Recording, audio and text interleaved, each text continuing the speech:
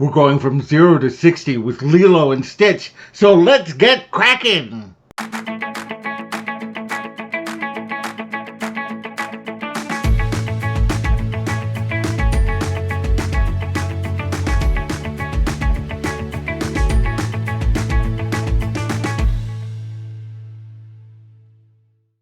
Hello all my explorers, and welcome back to Loren's Adventures Out There. And if you are new, thank you so much for joining us. We really appreciate it. My name is Loren, and I'm with Castles, Capes, and Clones, where we discuss everything in the Disney universe. We do unboxings and hauls, pins, box swaps, Disney news, Disney reviews, and more. So if that sounds fun to you, we'd love it if you would subscribe to our channel, hit the bell for notifications, and do like this post, as it really does help us out. So we are continuing our series from 0 to 60, where we look at the films of the Walt Disney Animation Studios in chronological order. We started with Snow White and the Seven Dwarfs, and we will go to Encanto, which is the 60th film. And today, we are going to be talking about one of my favorite films, actually, from Disney, and that is 2002's Lilo and Stitch. Lilo and Stitch tells the story of a young Hawaiian girl who adopts a strange blue dog with 6 arms named Stitch. And Stitch happens to be an intergalactic criminal who has escaped to Earth and finds himself trapped on an island around blue water, which he is vulnerable to. And so he has to stick with Lilo. Lilo loves him unconditionally, but Stitch always wants to go back to being his criminal self, until he learns that Ohana means family. And this is an important message that he teaches both Lilo and her sister Nani in the effort to heal their family. And it's a delightful tale. And it started, actually, Michael Eisner was kind of looking at animation and how expensive the films that they had been doing were, and he wanted to do something similar to what Walt Disney did with Dumbo and take a very simple film, low budget film that was sandwiched between two of their higher budgeted films, and see if that could work with the public. And so Chris Sanders actually was given an opportunity to pitch a story. He had created a character named Stitch in the 80s for a failed children's book concept, and so he decided to bring it to life here about an intergalactic criminal who ends up in the heartland of America, and originally it was going to be Kansas, but then they decided to change it to Hawaii, which really ended up changing the flavor and the color of the film. Dean DeBlois was brought in as a co-writer and co-director for the film, and they really tried to keep the production team small. They visited the island of Kauai, which is where the film is set, to bring in elements of Hawaii. Their tour guide explained what Ohana meant, and they started building that into the film. And as you know, one of the famous lines from the film is Ohana means family, which it literally does in Hawaiian.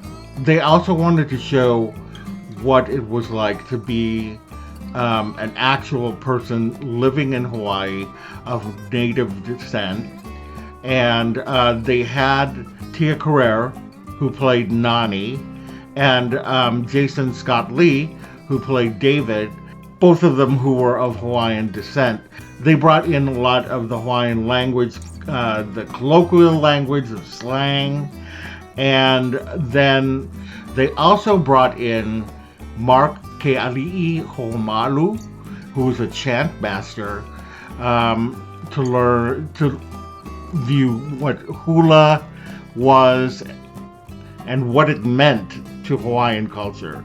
They really wanted to make sure that they got the hula correct and didn't just try to make it some kind of cartoony thing where people wave their arms and legs and stuff like that. So they really wanted to bring in an authenticity to Hawaiian culture.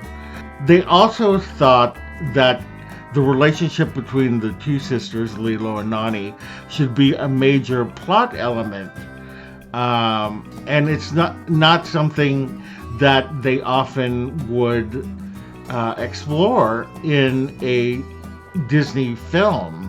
They really wanted to give this film a different look, and they went with a watercolor palette to do it.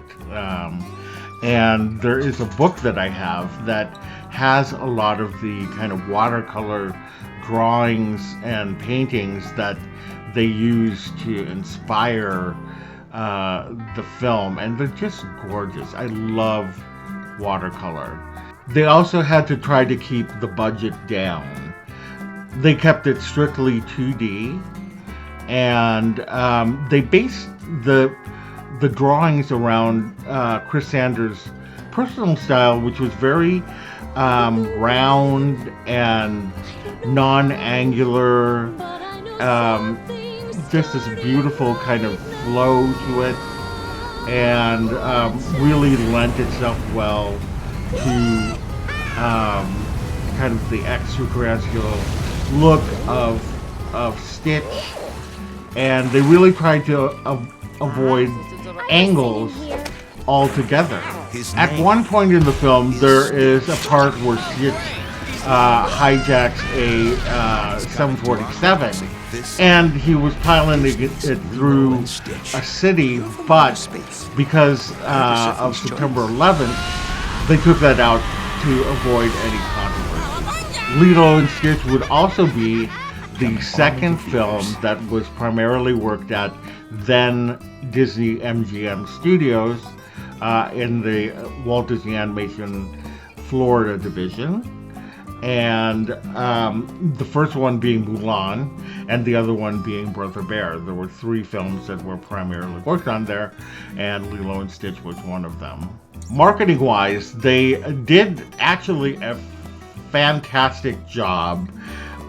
They started releasing these trailers that showed some of the characters from the Disney Renaissance being invaded by Stitch. So Beauty and the Beast, The Little Mermaid, Aladdin, The Lion King, and they called them interstitials.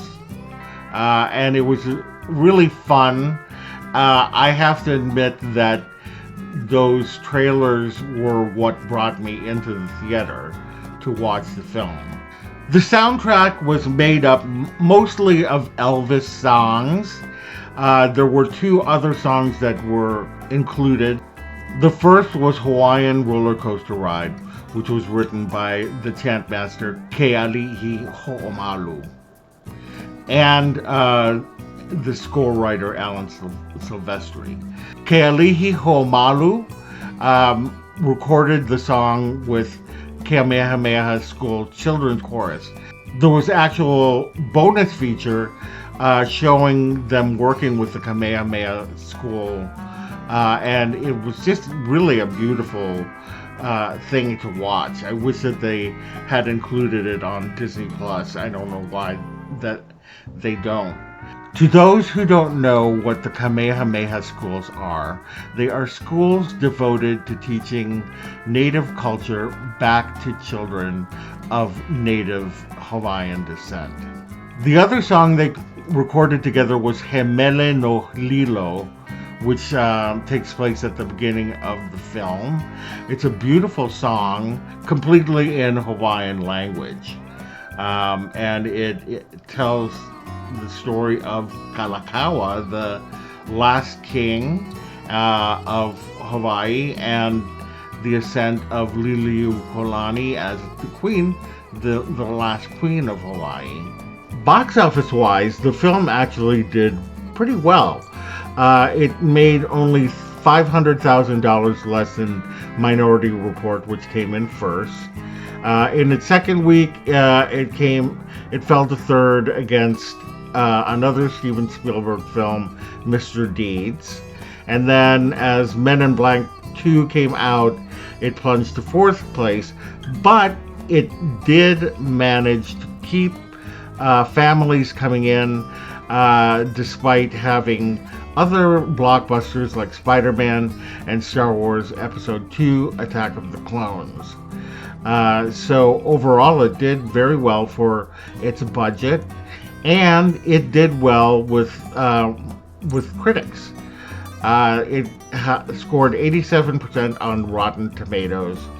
A lot of people felt that this was edgier than most traditional Disney fare, and that it explores family in a very nice story.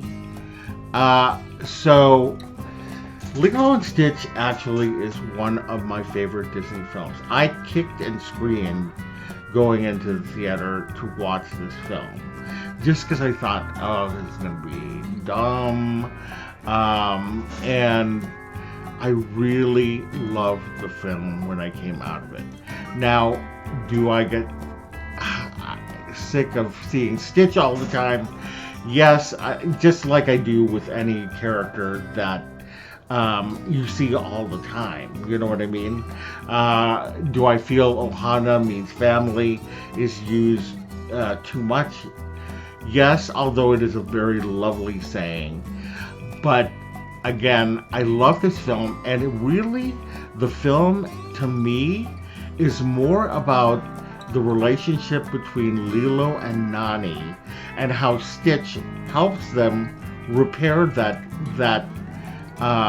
bond, that sisterly bond, where I just thought that it was such an interesting story to have a sister have to raise her own sister. Nani had to raise Lilo because their parents died in a car accident. And, Lilo obviously misses her parents. Nani has to struggle to keep them together because she's just one step from being adopted or put into an adoption agency. So I just thought that story to me was ultimately more fascinating, and this is why Nani actually is one of my favorite Disney characters. I'm going to do a list of my favorite Disney characters because I think you would be surprised at some of what I put down there. But yeah, Nani is definitely one of my favorite characters. I just love that, all of those elements, much more than Stitch, much more than the parts where Lilo and Stitch are together. I love when Nani and Lilo are together, or Nani, Lilo, and Stitch, all of them, and David. Throw in David as well. David is a hubba, and I had a crush on David. So yeah, that's something else. So anyway, what do you think of Lilo and Stitch? Do you love it? Do you hate it? Let me know in the comments below.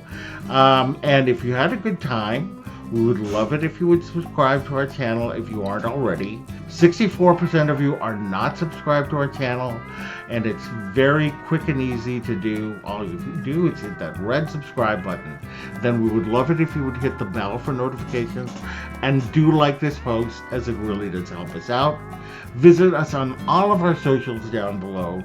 Visit our website at www.castlescapesandclones.com. Thank you so much again, and we will see you later. Bye!